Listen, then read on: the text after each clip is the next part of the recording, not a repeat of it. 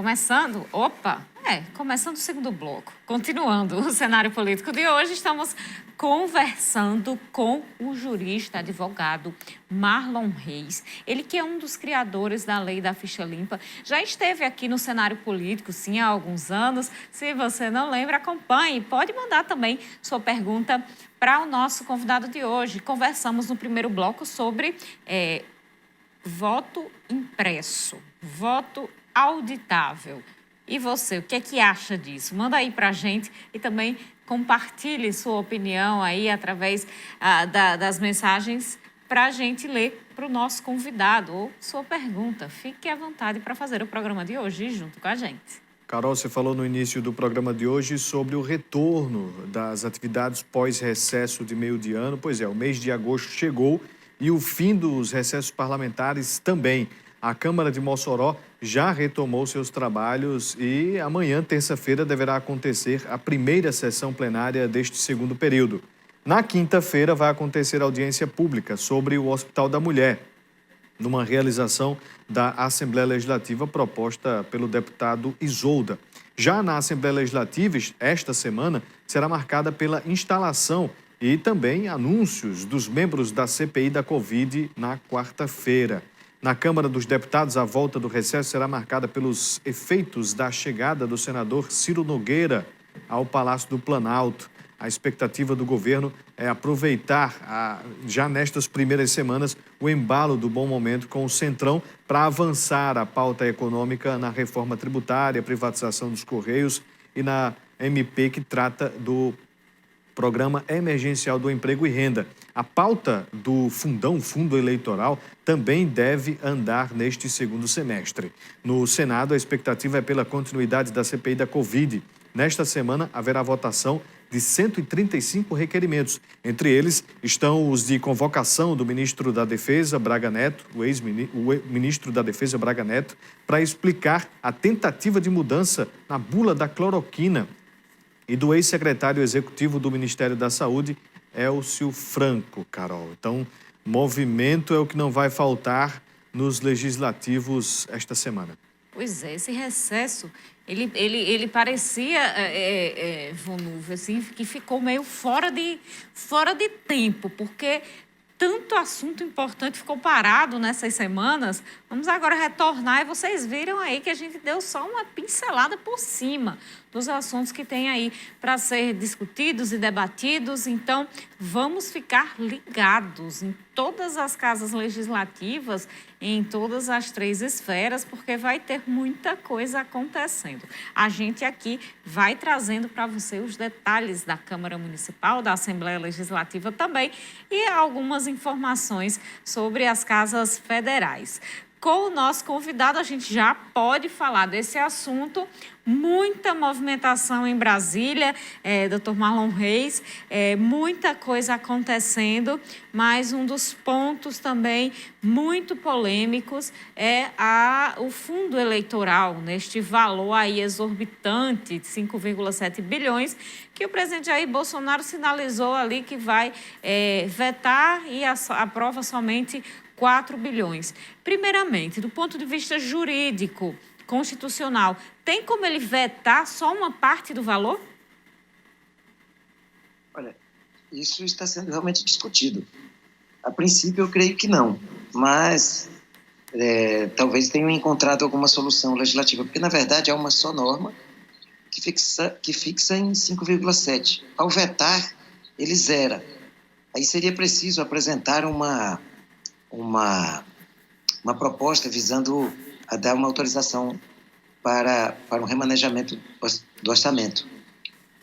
Mas, a princípio, então, eu quero dizer que eu creio que não é possível esse veto parcial. Vamos aguardar, porque pode ter algum elemento, eu admito, jurídico, que eu não tenha considerado.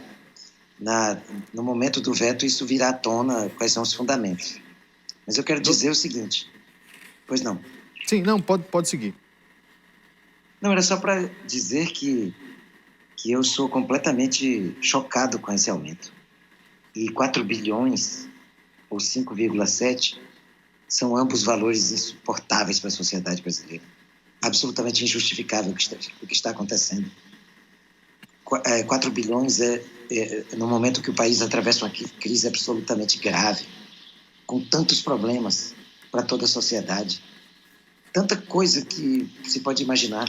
O Brasil tem um caminho longo a percorrer para voltar a uma normalidade e nós não poderíamos estar permitindo isso.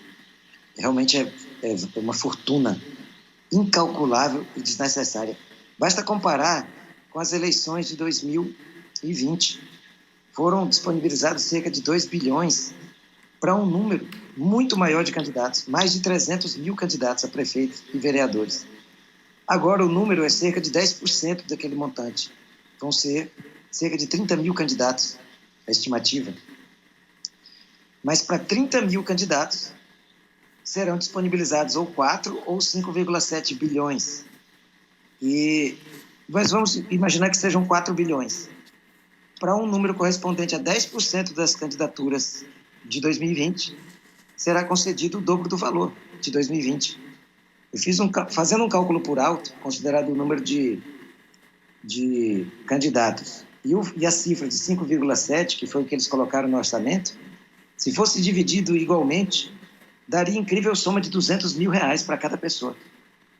Claro que não é dividido igualmente, porque os partidos ainda têm a possibilidade de escolher os seus preferidos e mandar mais dinheiro para aqueles que eles querem ver eleitos. Mas se fosse igualitário, ainda daria uma soma impressionante de 200 mil por pessoa. É incrível, incrível. Doutor, o senhor publicamente é contra a doação privada para candidatos nas eleições.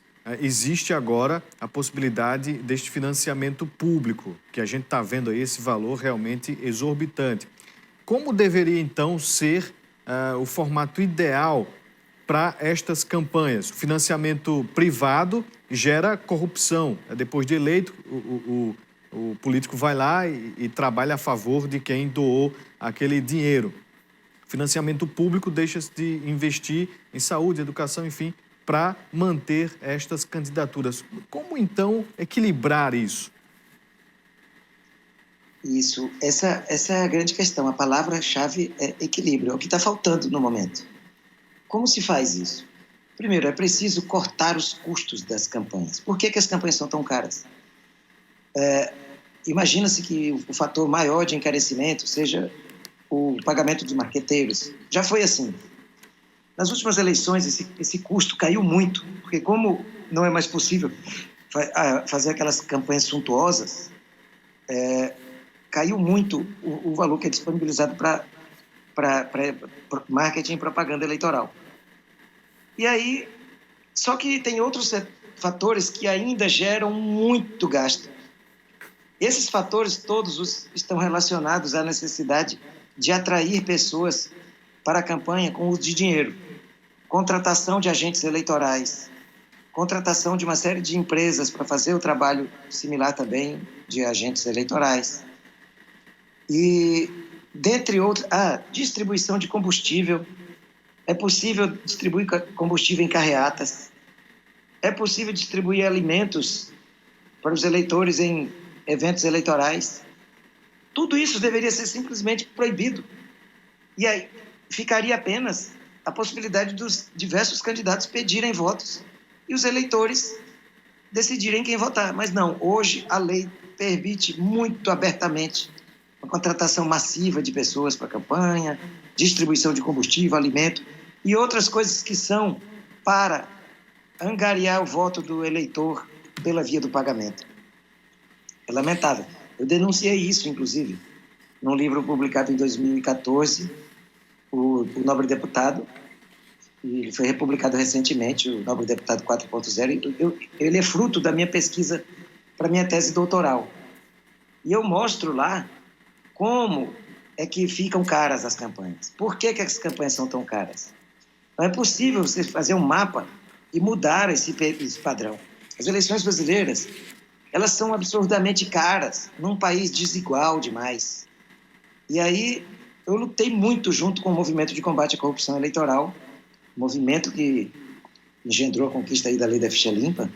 Nós lutamos também pela proibição das doações empresariais, porque era evidente que aquilo estava provocando graves problemas para o Brasil. Então, nós defendemos, sim, que haja um aporte de recursos públicos, mas não nesse montante.